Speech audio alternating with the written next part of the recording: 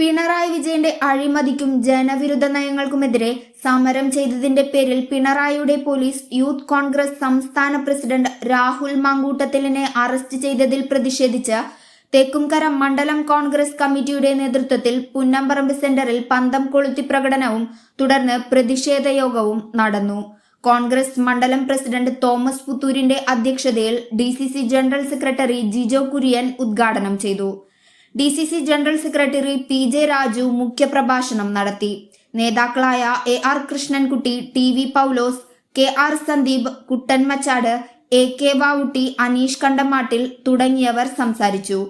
പ്രകടനത്തിന് EG Joju, KA Rajendran, PJ Alexy, PN Surendran, VJ Jamal, Vijoy Kuttikkadan, Dibraj, P Durgadas, Sheikh Ahsan, VU Nisar, AA Abhilash, James Kundukulam, Saji Paulose, Naushad തുടങ്ങിയവർ നേതൃത്വം കൊടുത്തു.